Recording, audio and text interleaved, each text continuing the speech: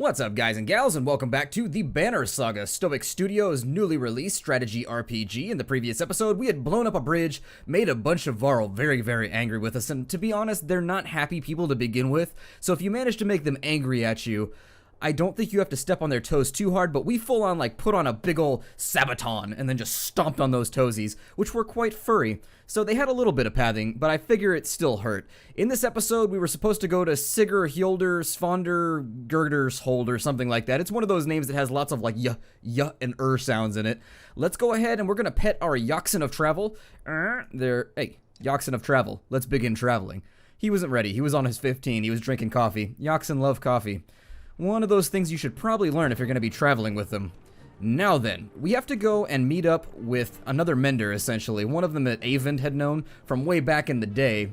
"Look at that," shouts one of your clansmen. The caravan stops to watch dredge pooling into the village you just passed through. "I hope anyone who stayed behind got out alive," says Alette, "but you have your doubts." "They're coming," says Ivor, pointing out a line of dredge leaving the village and marching towards you. As you watch, the dredge in front falls over, then the one behind it falls as well. You hear a twang to your left. Nid, the archery student of Oddleif, who you recall deftly shooting a snow rabbit, is firing arrows down the hill. Another dredge topples. "That's incredible," says Oddleif, squinting, "but we should get out of here." I think Odd's right. Let's go.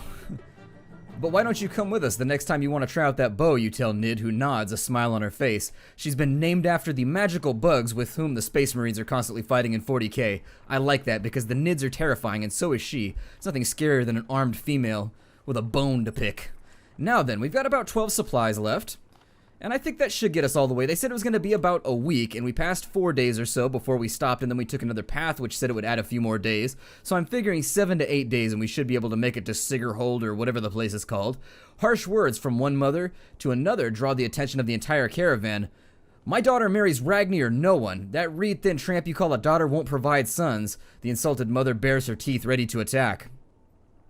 We can either say play out on its own. We can say worry about marriage another time. Yeah, we're being chased by dredge right now. I think we've got bigger things to worry about. We can tell them to explain yourselves. Or we can separate them. Let's ask them to explain. "Ragni chooses my daughter on his own," the insulted mother says, "but this one thinks I have something to do with it." Launching forward, the first woman flails wildly, shouting liar. The women are separated and eventually calm down, but you worry this is far from over. We dispersed it as we saw fit. It'll be okay. I think the second we get a little bit more combat down our trowel, we should be able to draw attention away from the fact that people have social issues going on. It looks like there's one of the godstones up there. And there it is. Although it looks like the godstone has suffered a loss of face lately. Oh, never mind. It's gonna line up all crazy Mayan style. Never mind. Apparently it's sing-along song time. That's cool. I know how it goes. Sometimes you gotta get your song on. I sing all the time. That's how I summon my cats in real life. I don't summon them like kitty kitty kitty like most people do. I belt forth a song and then they come. The godstone of Dunder passes around you. In the frozen climates here, it looks like the rock is split and is falling apart, held together only by the deep snow. Curiously, when standing between the stones, the wind drops off completely, picking up once again once you've passed through. I wonder if they supply paper here. But anyways, the god of paper supplies. "I almost wonder if we should rest here for the night," says Ivor, who seems to have noticed the same thing. With all the snow around it, the dredge might not even be able to find us. "Sure, let's stay overnight. We've got extra supply." You walk around camp before settling in. Along each strand of Dunder's massive beard is carved a different part of his story, and you turn your head to and fro to read it. While the Loom Mother was the first to create, she soon found a counterpart in Dunder who embodied her ideals in a masculine form. Dunder took some of her creations, gave them beards, and showed them the secrets of smithing, though many remember him just as fondly for teaching them games and songs of mirth. And thus were born the bearded blacksmithed women of wherever the hell we're at. As the camp settles in, you notice a group of boys huddled around something. They show you an offering box carved into this godstone itself. The box is an elaborate construction of interlocking pieces which slide around when touched. "We can't get it open," they tell you. "It's like a puzzle."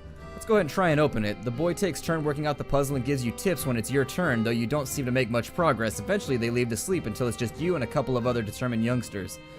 Let's keep working on it. It's hard to know how long you spend sliding around the smooth puzzle pieces, but then people begin emerging from their tents. You know you're in trouble, exhausted from a long sleepless night. Worse still, the box remains closed as you shuffle wearily along with the leaving caravan. Oh, well, that sucks. I wanted treasure. Oh well. It looks as though the god Dunder has completely and totally baffled us.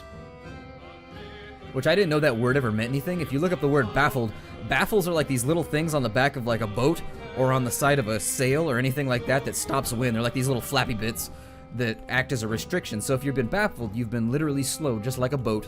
While walking, the words of a mother's song reach you. It's soothing nuance and about your current journey. When she finishes, a man begins a tale of his own in verse.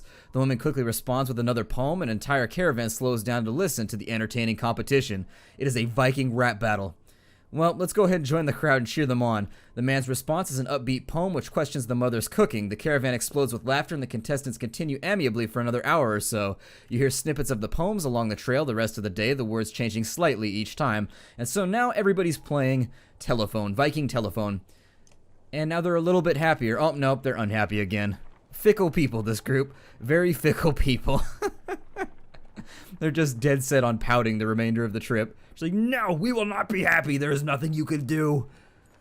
In the distance, Hjorstorp smolders like an old campfire. Even from here, you can see black figures shambling through it. That looks like a dead town, remarks Ivor, confirming your impressions. There's usually survivors, Oddleif reminds you. Let's check it out. We could use another fight anyways because we have no renown. I hope others would do the same for me. Dredger nothing we haven't faced before. Ivor grunts but otherwise says nothing. Besides, it might throw Bellower off the scent for a bit. You head a day's march out to Hjorstorp. Oh, we made it. Cool. As soon as you've stepped foot in the small town, you think you've made a mistake. It's thoroughly littered with corpses. Within moments, the dredger upon you, as though you stirred up an angry hornet's nest. You draw your weapons. Yeah, well, we've got the smoke to disperse them. Let us battle with steely smoke of death. Now, people said not to use Egil anymore, but I bet I can do. I saw an achievement that said Egil makes it to the end of the trip, so we're going to try and keep him alive. We're not going to have any of that Eris Gainsborough crap up in here. You will make it to the end. I will unlock all of your limit breaks, and I will get to use them before something terrible happens. What does Nid do? I didn't even look. She's got stylish hair, though. Definitely. Her and Oddleif have got like the same braided thing going on. Definitely down with that style. Now then, we can take Ivor, or we can take Gunnulf. I think I'm going to keep my party as it stands right now. Although I might consider bringing Ekkel or a Krumir just to back the whole thing up, but then we have no idea how tough this battle's going to be. So let's drop, I think Hogan hasn't leveled up yet, but Mogan has. Let's bring Krumir. His ability turned out to be pretty utilitarian the last time we used him. We might also think about bringing Trygve and leveling him up a bit. Let's bring Trygve because that gives us a little bit more. Hogan and Mogan do the exact same thing, so I'd like a little bit of variety. We'll spice it up a tad. We'll add some extra vegetables to our battle pot. Which sounds like something you might smoke before you go into battle, just to keep yourself from getting too anxious about the whole thing, because honestly, battle seems like it would be terrifying. The load times for battle seem to be the only thing that can constrict my gameplay experience right here, and while I have no problem droning off about pot with you for a little bit, that's like 2 guys. What was I worried about? Oh, never mind, that's 7. There's a difference between 7 and a few, and also 7 and 2. Now then, we brought along a bunch of our big guys with us. Which leads me to believe, does he have an arm off right now?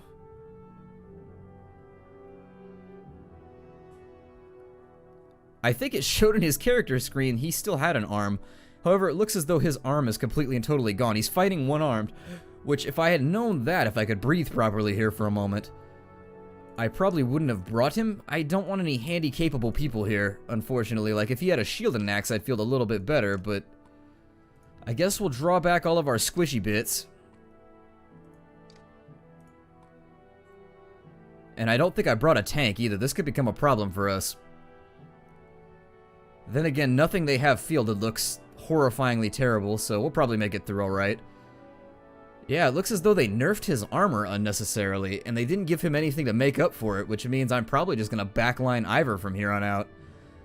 I would swear the last time we looked at his character sheet, it said he had 17 armor still. That might be a weird oversight that I made, but I would almost bet money on it. That's how sure I am. Well, Ivor's up first. So I guess what we'll do is let's go ahead and constrict this line a little bit, and we'll use him as a roadblock for the remaining enemies. He's still able to use battering ram, which relies on his shield, so who even knows? I could get out over here and just murder him straight off the bat. Where is that guy? He's up next. That means he'll get an attack, and how far can he move? See, I can't guarantee. I can't decide what the good move is right here. I could get him over there and have him tornado and wipe out 2 guys in 1 assault, which would be quite the beastly maneuver, if I do admit it myself. Although he'll be rapidly consumed within the next little bit, although his strength is pretty high. Let's do it. Let's be a badass for once. How much is that going to cost him? Just the one?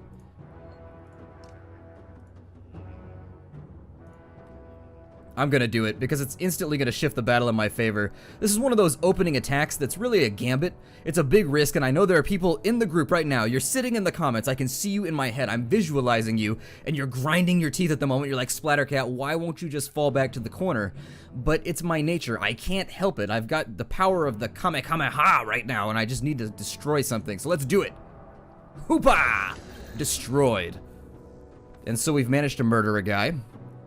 And that means that advancement along this flank is probably a good idea now that I've overextended myself. I'm going to send Trigvi off that way, and that's going to give the enemy a little bit of a decision to make. They've got to decide what they want to do with him. 3 damage taken right there. I'm hoping he'll just make it to the next turn and he'll be able to do another whirlwind, and that'll pretty much solve all of our problems. Let's go ahead and start forming up a line on this side.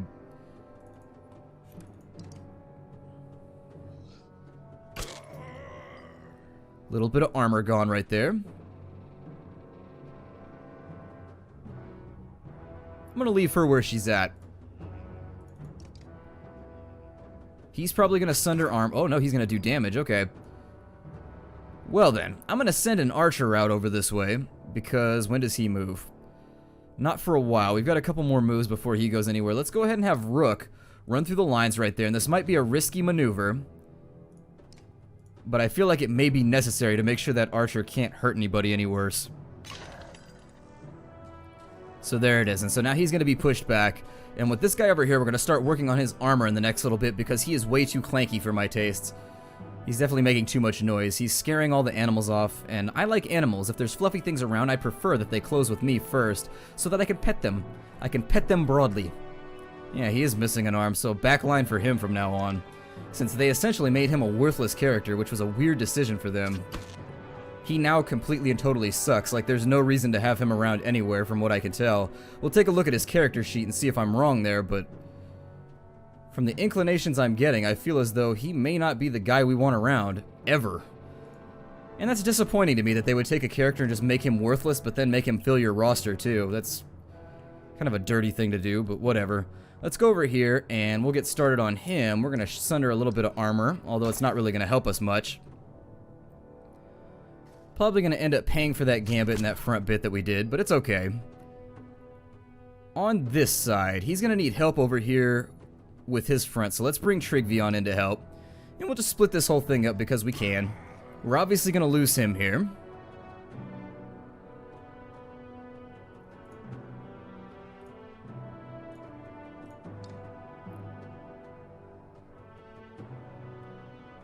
He's only got, strangely enough, he's missing willpower. It's because of our morale, isn't it?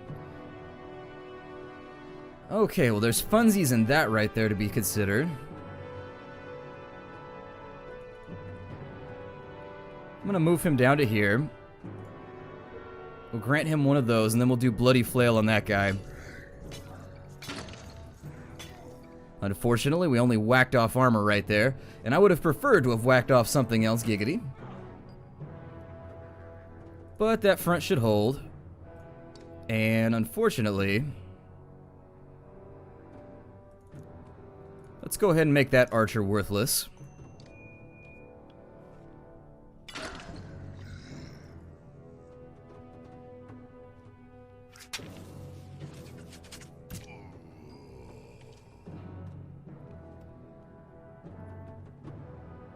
And I may have made like a simple fight a lot more difficult than it might be otherwise. That's okay though. I like to do things hard mode, whether by my own stupidity or otherwise. Make it hard mode or make it go home. We can go, let's see, how much does he have? He only has 1 willpower left. That -2 willpower hit is really hurting us. Well,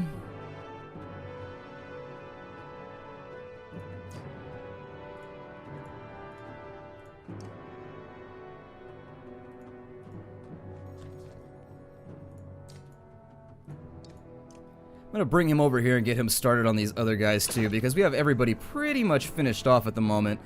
That guy can't get around his own troops, so oh, they made a hole for him. I made a hole for him. That was a bad move on my part. I probably shouldn't have done that. Now then, let's go ahead and hold this front over here on the right for a bit. We are gonna have to start working that armor pretty rapidly.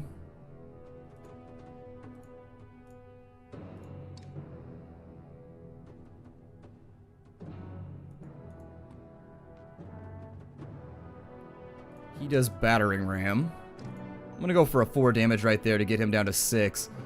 That's enough damage to where I feel okay about the discretionary use of my willpower. He's gonna throw bombs to break up my archers. That was a really good move for the AI. That was an incredibly intelligent move. I don't know if it did it on purpose, but if it did, it hurt us a lot. So over here, what we're gonna do is we're gonna impale him so that he dies during his walk around. Oh, he crit. Even better. And so now we've taken out another archer. Don't necessarily know what he's gonna do with his next turn.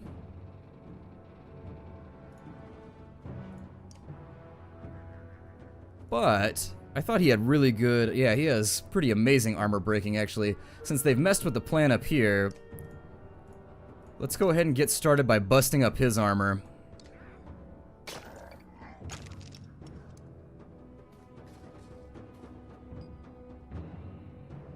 And now we have to move.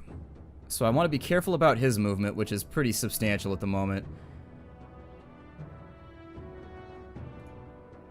So I have to move down this way if I want to make it work.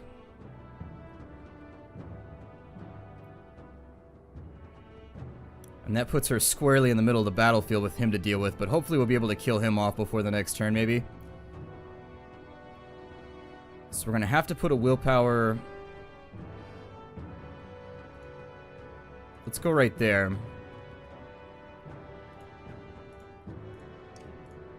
And we need to get rid of his armor, so let's get started right there.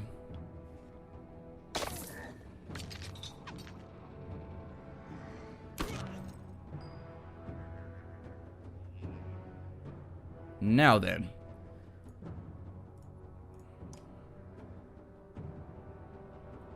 Since my archers have now fully deployed, he's only got 1 willpower left, which means at the best, he can't really do a whole lot.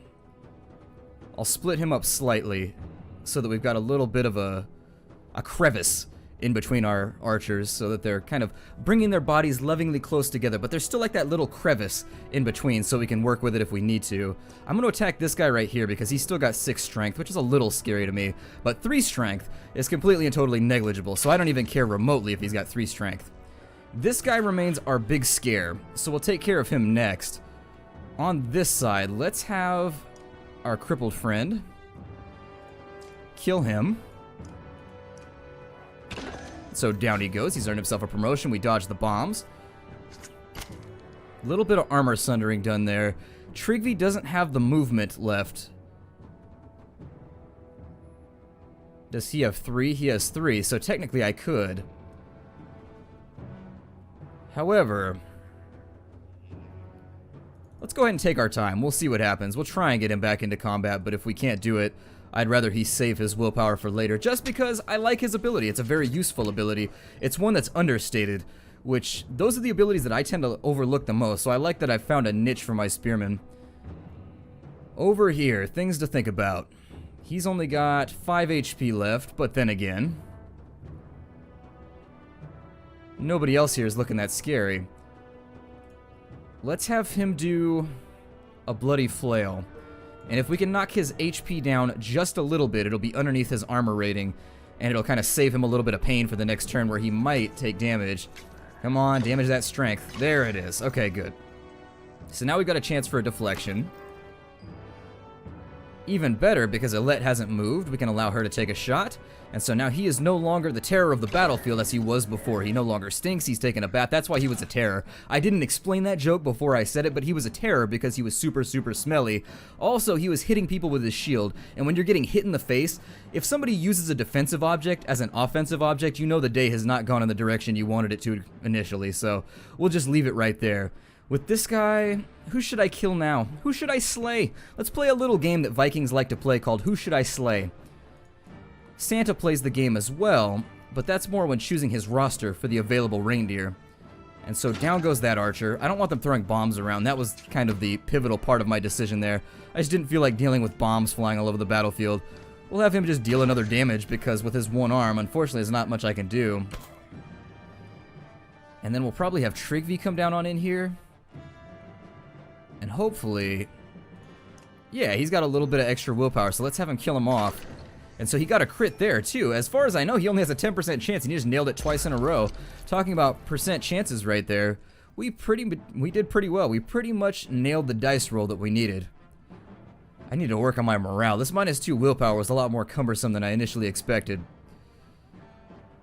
What should Hogan do? Hogan should probably kill somebody. So let's bring Hogan over here and make sure that he takes out this guy so that he can upgrade. There we are, Loverly. And he enters pillage mode, which is not so terrifying as one might assume, but still pretty scary. And we'll continue working a lead into the battlefield. Down he goes. You guys were initially right. I have to concede a point of victory right there that the archers do turn out to be much, much better than I initially thought they were. Once we cross paths with what's-her-name, the female that throws fire all over the place, the witch, we might start using her next, just to make sure that we have a few more archers. But right now our archery roster is looking pretty stellar. The town is nothing but ghosts and now covered in more dredge bodies too. Remarkably, as you're about to leave, you find an old man sitting quietly in a tattered market stall with a couple items in front of him. He hums to himself as if nothing were wrong and seems to be in shock. Your clansmen gather him into the caravan before you leave. We didn't get any supplies from that. It says he has stuff. We could at least get loot. Let's go talk to Nid.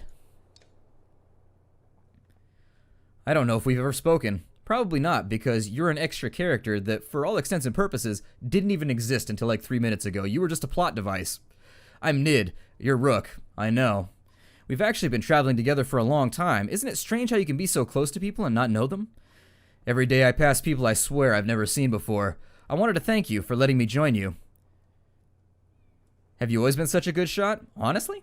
I've never tried before Oddleif made me. I spent my whole life making clothes and cleaning. Oddleif's good, but I don't think it was all her doing. It feels right. I just look where I want it to go. Anyway, I feel better. The caravan, the people worrying all day and making problems, sometimes they really stew in their misery. I'm glad I could do something helpful. Yeah, I know that feeling where you just kind of stew. It's kind of like a man stew of misery, but for her it would be a woe-man stew of misery. You know, it's a little bit different. It's got the woe suffix or prefix in front of it, denoting an innie instead of an outie. Where are you from? I don't think you're from Skogar. I know most of the people here.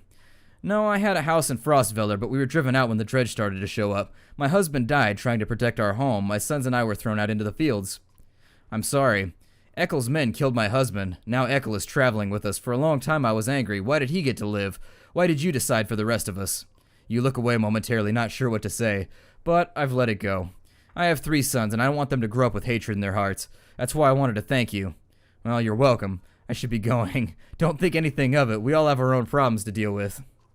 Let me know if you need me to put an arrow in something. Yeah, well, you know, that's a pretty good skill to have out around here. If there's anything with squishy bits, we should probably put an arrow in it first and ask questions later. She returns to her tent where her boys are waiting for her. Now then, I think that leaves us with just a questionable amount of time for this episode. The market stall is still up here, interestingly enough. We gathered up 1 renown gets 1, but he doesn't have any available anyways. He has serpent earrings, a dragonstone. I'm just going to hold on to what I have right now because I want to get a couple rank 5 guys roped on into the convoy. I suppose what we can do, we do have, so let's rest for a day, just to buy ourselves some time. Let's take a look at our hero's hut and figure out what's going on. So we lost Gunnulf. He's a little bit wounded. Let's have a look at Ivor and figure out if they've given him... It's almost as though maybe I was just confused about where his stats were at before. I don't know. I haven't gone back and looked at any of our previous videos, but I feel as though he was better before. Maybe he just suffered. Maybe they demoted him a level or 2 just to say that they did, but I'm not sure. I feel like some kind of witchcraft is at play here. We're going to put Egil in instead. And also maybe consider running somebody else that's a little bit tankier. Odd. I don't know. I mean, I could continue to bring him, but it says he's got freebie. Oh, they refunded me. That's what they did. Okay, so they didn't announce that to the world, but he's got a refund available right there, and I don't remember promoting him and canceling a promotion. So maybe what I'm thinking they were doing is when he got his arm chopped off, they unleveled him, but just didn't draw light to it. In which case, I think he's probably going to be better used as somebody that could deal damage, unfortunately, or break armor. I guess I'll put him up to 3 shield breaking, and then we'll also go in for some exertion or some linkage so that he's got a lot of willpower to begin with. So I think that right there is going to turn him into a 5 armor breaker. That's not terrible. And then he can level up for a 10, but we can't afford it right now. So maybe he will be useful to us. Let's go ahead and leave him in. We'll swap him out for Ivor. Or we'll swap Ivor in for Gunnulf right now. And what's Hogan doing? Hogan's got a promotion, as does Mogan, I assumed. So we might consider also... What's hers? She got 3 linkage right there. I'm really considering bringing 3 melees and 3 archers from here on out. I may bring Nid instead of Hogan. And then we'll dance back and forth between Mogan and Trygve for the next couple battles, depending on what I feel like I need. Or maybe bringing in Onef or somebody. I don't know. I just don't know right now. I think if we were looking for somebody a little bit more tanky, which is what I'm feeling like we need right now, Ekkel might be the better choice. But at the same time, he's got reasonably decent stats too, so... And he's got a really, really high armor... I said really, really hard, and I don't mean funny. He's got a really, really high... That's not funny to the enemy right there. 4... He can do 7 armor damage if he's properly spec'd, which is a really, really scary character. So he might be worth swapping in instead of Trygve for there. And then we could go with Krumir, maybe give him a little bit of... I do want to upgrade him, but at this point I feel like we're towards the end of the game where we want to be careful about the way that we're allocating our resources, so we'll keep him in for now. So let's put Trygve in. Is he ready for a promotion? He's ready too. So everybody's kind of sitting around waiting on promotions right now, which is bad because I feel like we really need to level people up, but unfortunately everybody's sort of tied up due to our resource situation. What I'll do is I think I'm going to break this episode off a tad early just because I simply don't think we're going to make it much further. My name is Splattercat. Thank you for joining me here for another episode of the Banner Saga. I look forward to another sorry romp through the backlands of Viking territory with you. I say sorry because just look how terribly he's sad because he's got an enormous nose and his beard is trimmed. Look, he's got a beard. He's got a Donegal thing going on right now. He's not a proponent of the Donegal, nor am I. I feel like beards should always have the full chin strap going on with like the little thing above your lip. I don't know. It's just preference. Donegals scare me. I don't know what it is about it. A shaven upper lip and an unshaven lower jaw. But it just scares me for some reason. I'll see you guys in the next episode and take care out there, everybody.